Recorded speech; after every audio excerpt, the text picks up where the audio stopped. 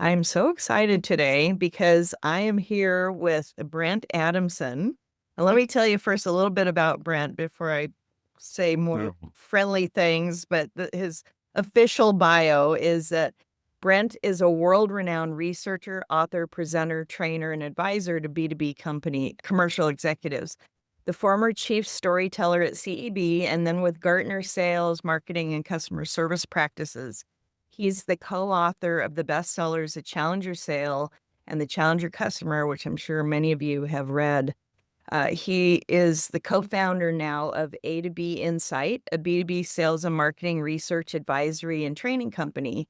And now he's co-author of the brand new book, The Frame Making Sale, Sell More by Boosting Customer Confidence.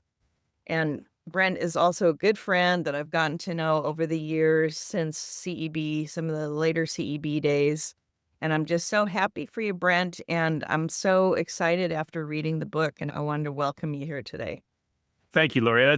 That's what I would lead with is on the bio is lucky enough to be Lori's friend. Because come on, you're like a badass, and so Oh, that's it I is don't know so about great to that. be with you, and it's great to see you. We were just talking about this off air, but it's been too long, so I'm just just excited to see you. Yeah, I mean, we have had a nice collection of some people talking about sales in our past few years, and Totally. I really appreciate the perspective and just listening to different things. And it's funny because I was just listening to your talk about ghosting, and I thought that was totally relatable. I mean, I have family members that ghost me sometimes. I tell people. So it's like, but they Well, know I'm persistent. I'm funny hard thing about me sales. talking about ghosting is I'm guilty of it 9 times out of 10 in social settings. Like, so I am the ghoster, not the ghostee in most, if we're talking about anything socially. So it's funny to, in the sales world, to be on the other side of the equation and talk about that side, but there you go. Yeah, but yeah, it's definitely an issue today. And the other issue is what I mentioned before we started recording, which is, Mhm. I spoke in Las Vegas this week and I was at Inbound last week. And the people I'm talking to all say, sales are down, profits are down, quotas are down, people are way below quota. And, this is a time where everyone's looking, and I believe that the frame maker sale is really helpful in just reminding people, if not teaching them. Hopefully, it's not teaching everyone. Hopefully, some of us know Yeah. some of these things. But, you wrote, at the heart and soul of this book lies a simple and powerful question. How can you become the one sales professional, the one sales team that customers actually want to talk to? If the single biggest headline isn't that sellers struggle to sell, but that buyers struggle to buy, or more to the point, they struggle to decide, then the single biggest opportunity for today's sales professionals is to provide them help to become a B2B buyer's travel agent, as it were. I love that. We call this approach frame making. Frame making is all about selling more by helping your customers buy better. I love it. Sounds about right. Yeah. Yeah. By the way, do you know the travel agent story? It's actually a pretty No. well known story. It was originally, excuse me, I don't claim to quote unquote, or I didn't originate. I think it was originally an article in HBR way back when, No. probably 15 years ago or so. But the travel agent story is really interesting, which is, so you remember 1992, 93, at least you and I do. I don't know if all the listeners do, but we do, right? What was particularly interesting about that time period, especially right around Christmas 90, even 93, 94, was it was the dawn of something called Mosaic. Do you remember Yes, Mosaic? I Which do was remember and the this. release of the World Wide Web. And all of a sudden, Yes. all these words were in like blue font, and if you clicked on them, it took you to different places. And Yeah. and and it was the dawn of what we now think of as the internet. The internet, of course, been around for years before that, but it was Yeah. dawn of the World Wide Web. And shortly thereafter, the travel agent industry imploded. It just almost over the next 2 to 3 to 4 or 5 years, it was effectively wiped out from the face of the Yeah. earth. As now, you didn't have to do all the things you needed a travel agent for. You could do it on your own. You could go and compare prices and book tickets. It's funny for those of us who are old enough to remember.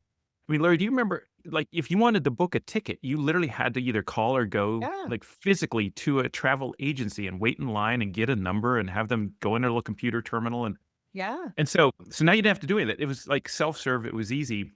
And there was this time where we all kind of thought, well, I guess those days are over. Very much like what we see AI doing right now with rewriting the rule books of so many different jobs and even particularly or potentially industries.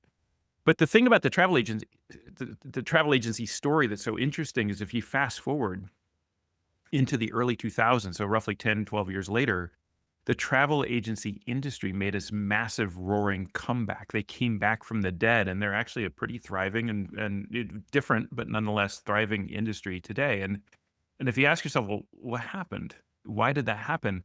And it's such an interesting story of what happened in that time is whereas, the internet became this sort of moment of empowerment for customers to learn on their own over time with more travel sites. And it's like, I always tell people, it's like, particularly if you're young with kids, been there, done that. It's like, if you've tried to book a trip to Disney World, it's like freaking impossible, right? There's travel sites, there's hotel sites, there's advisory sites for the advisory sites, there's aggregation sites. Yep. There's literally a site that does a time and productivity analysis that'll tell you minute by minute where to go through the Magic Kingdom to maximize the number of rides. It's bonkers. Yeah. And so when I was, a young parent with my wife, she would spend, we did 1 or 2 Disney trips, and she'd spend like months planning these things. And it was hard and it was overwhelming and there was so much information. At some point, what happens, you think, I just wish I could call somebody. I wish I could just talk to another human being. They could tell me what other young parents like me are doing for, or whatever I'm doing, or, whatever kind of trip you're doing. I like to talk to other people like me who've done this before and just get some advice and just have someone help me. Yeah. And that's why travel agents have made a comeback. And I think that's kind of where we are in B2B sales today, is this place where customers are just so overwhelmed with not just information, but too many people and too many decisions and too many competing priorities and too much of a changing landscape, whether it be the economic landscape today, goodness knows, is, uncertain at the least, and the technological landscape with AI. At some point, you just kind of think, I don't really want to talk to a salesperson. In fact, that we know from data, that's the last person I want to talk to, but I wish I could talk to somebody. And that is in many ways the premise of the whole book, which is, what would it take to show up? What would it look like? What would it feel like? What would it sound like to show up today and not be a seller, a sales professional, but just a human being that's there to help? And I think that's this massive opportunity that's sitting in front of everyone. Which is kind of sad for me to hear, because I think of Yeah. selling as helping. And I think of, Yeah. I've thought of that for a long time. Apparently our entire industry doesn't look at things that way, but we've seen, lots of movement now with downsizing because of AI coming in, right? Yeah. And maybe that's going to be, maybe we're going to have that travel agent story with Yeah. sales. It's interesting to me, Lori, is let's give everyone credit. So I think, because you're absolutely right. We've all been selling as helping for years. I've known lots and lots of senior executives say that. I think what happens is it's very, it's funny. I'm just by coincidence talking to Charlie Green later this afternoon, who's an amazing human being, and has put the whole idea of trust out into the world, and the trusted advisor. And I think trusted advisor is another thing like selling is helping, which is on its surface is absolutely the right answer. But in practice, it gets not even twisted. I think all of us with good intentions go to look to apply these ideas, and they kind of almost backfire. So selling is helping. I think one of the things we often have this tendency to do in sales, me included, by the way, doing it right now, is that we think that by helping, if I'm going, so okay, great. So I'm selling is helping, I'm going to help. And so we think our biggest opportunity in sales to help is to provide information, right? To share with you. Let me help you out by helping you understand my solution. Let me help you out by understanding the value that we provide a company like yours. Let me help you out by demonstrating to you all the other companies that have had amazing results from our solution, so you can too. And really, one of the things I think is so interesting about this research that sits at the heart and soul of this book is that the number one driver of a high quality, low regret sale is the degree to which customers are confident, not in you, but confident in themselves and the decisions they're making. So how confident are we that we ask the right questions? We've done enough research. And when you pick those apart, you find that there's no objective finish line to any of those things, right? Yeah. It's all, it's not so much what you know, it's what you feel. And do you feel confident? Yeah. That ties in with the emotional intelligence and the soft skills now that I feel we've been lacking in sales for a long time. I mean, there was, when I first got into sales many, many years ago, it was, you don't talk about soft skills, that was bad. Or Bruno. Yeah. And now it's all about we need to listen, that read the room analogy. Yeah. Maybe this isn't the best time to talk now that we're on a Zoom call. Should we reschedule? And really Yeah. knowing how and talking about how someone feels and what they're thinking that's the bottom line. That's the what you provide in the book is that you really need to focus on customers' confidence, not buyers' confidence. And even I saw your checklist, which I thought was really helpful in there for people to look at and go through and as a seller to see if the buyer has gone through those stages is a really helpful way to understand. I mean, it's one idea in the book Yeah. that I There's like. a ton of tactics in there. We start with a very high level idea, and there's some pretty strategic thinking. It's one big idea after another. In some ways, almost too many in the book, which is ironic given what we're trying to say. But we tried to make everything. We tried to follow through with every single big idea with a tactic, at least one. And Yeah. I think for those who read the book, they'll find there's, goodness sakes, plenty of tactics and things to do in the book. But what's Yeah. funny there is each one of those is just an example of what to do, not the thing to do. And so Right. I'm really excited to see what people do with this work as they begin to apply it and experiment with them. It's almost like a source code or a system software than it is an app, right? It's Yeah, more you like didn't want tactics. You didn't want to teach tactics, but you wanted to talk more about the feeling yeah. of the buyer. Yeah, we wanted to bring it to life with tactics so that it's not just this abstraction, so people can know, Yeah. like, oh, so oh, that's what you mean. Oh, I can go do that. Oh, I'm doing that. There's three other things I might try too that are similar, and that's what I'm hoping. In some ways, the book from that perspective is more inspiring than it is a instructional, if that makes sense. Yeah, absolutely. The thing to me, Lori, that's really interesting is this idea like it's not just what you want your customers to know, which because I can use AI for that. It's what you Yeah. want your customers to feel, which I think is this really human connection. To me, though, there's this at the heart and soul, and this is something I wrote on LinkedIn yesterday, is kind of this post that blew up about my dad and about values and That's feelings and humanity.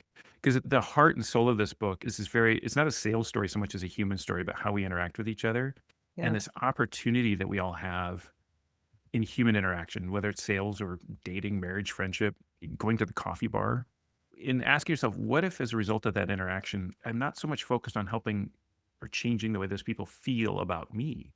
What if I'm focused on changing the way or improving the way that those people feel about themselves?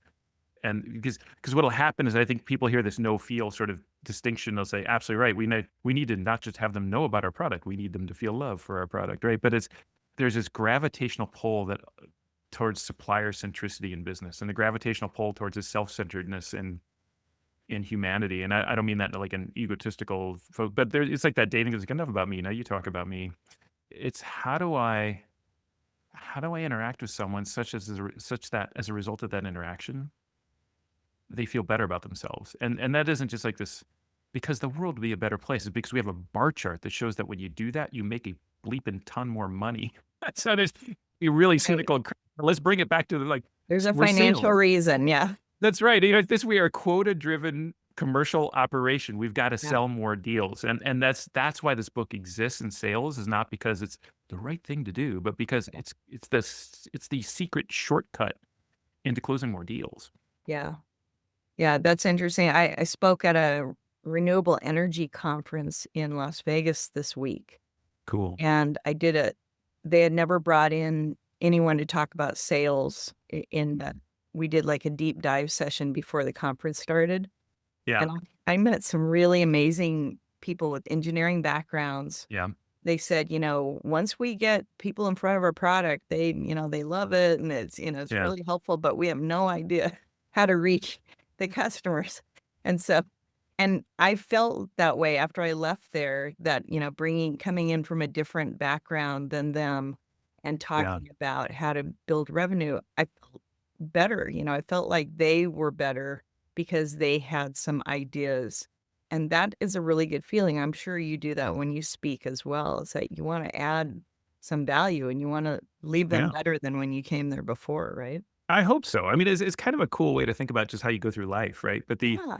yeah, and this is why I'm so excited to talk to Charlie this afternoon, Charlie Green, about trust because y- this happens with trust. It's just like selling is helping. So let me go help. So okay, I've got my mandate. I'm going to be a helper. So I'm going to go help you know about my product. And so with good intention, kind of get it backwards. Yeah. And I think the same thing happens with trust, right? So I want to become my customer's trusted advisor. So I need to go do things that are get you to trust me, right? So I'm going to talk about my expertise. I'm going to talk about all the ways that I can help you. I'm going to talk about the value of our product and how it's going to help your organization such that you can trust me. And to me, what I'm so interested in is a 180-degree opposite, which is what if the best way to get someone to trust you is to be the agent of helping them trust themselves, and the trust of you will just come as a byproduct as opposed to the subject. It's the object. Keenan and I were talking about this yesterday, Yeah. and I geeked out on grammar stuff, but it's rather than you being rather than you trying to be the recipient of trust, you're the creator of trust, and you'll receive trust as a reward. I don't have a bar chart yet that shows that, but this is the kind of stuff that Robert Cialdini talks about in his book Influence. Yes. Is I that love him. I so have his book powerful? right here. Yeah, I believe you do. Mine's right over on the shelf Yeah. over here. I'm Amazing. right there with you. Yeah. He's an Arizona guy. Is that right? I thought he was up north. He's Yeah. ASU. Okay. Yeah. That's right. He is. Yeah. I met him in person last year, which is really great. So cool. Okay, let's talk about a high quality, low regret deal. You Yeah. see, it's simply a complex B2B purchase where buyers report they didn't settle for status quo or good enough, but bought the bigger solution with the broader scope, usually at a higher price, often a longer contract.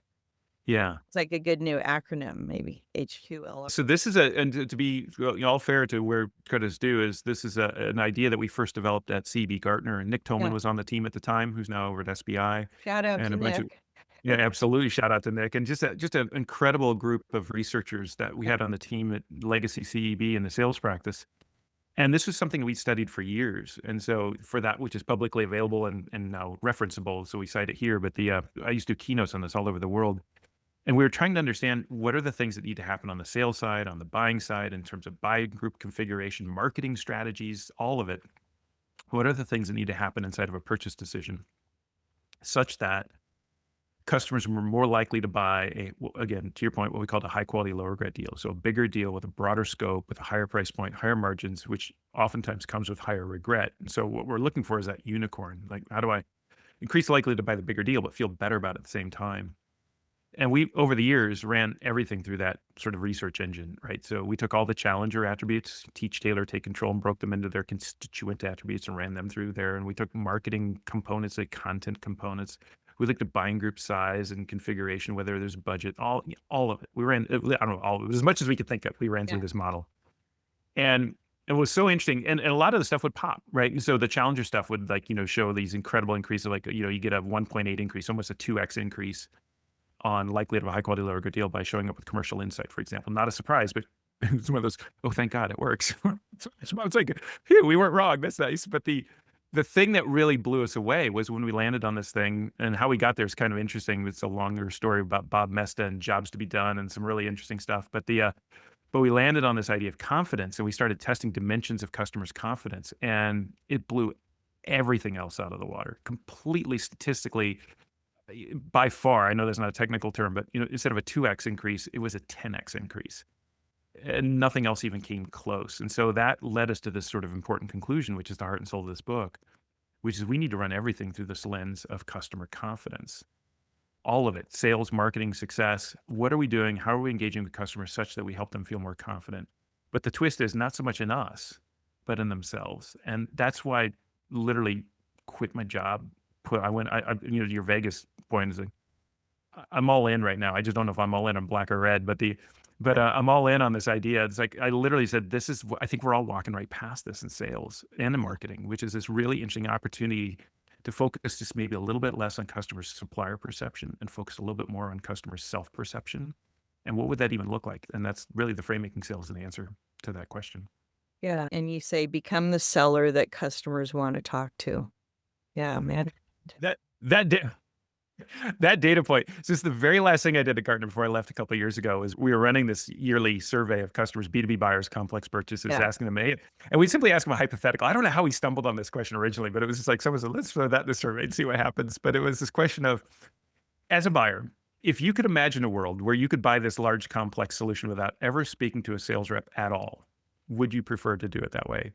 And what we found is, 1 year was 43, and then we tweaked the question a little bit, so it's not apples to apples exactly. But the last year, right before I left, what was that, 2021, I think? It was 75%. So 75% of B2B buyers said that if it were possible, they'd prefer to buy even a large, complex solution without ever speaking to a sales rep. And so we call that a rep-free experience. And what's interesting, Lori, to me, and you totally appreciate this because what you do for a living too, is I traveled around the world at that time more virtually than in reality because of COVID. But Yeah. and I'd share these results with the sales leaders.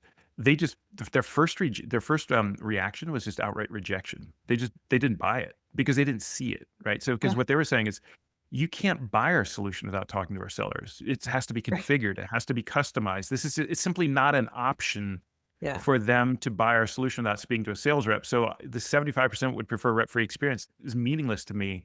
At which point I was hopefully very diplomatically have to say, no, just to be clear here, this data point is not what they are doing. It's what they would prefer to be doing. And the fact that they're not doing what they prefer to be doing tells you that there's this massive gap between buyer preference and buyer reality. And that gap equals risk, at which point they all go, ooh, right. So the question, and so then we got into like, what would it look like to do this in digital? And we went in a completely different direction with that data point. But for me in sales, the question is like, what would it take to be the one seller that customers do want to talk to?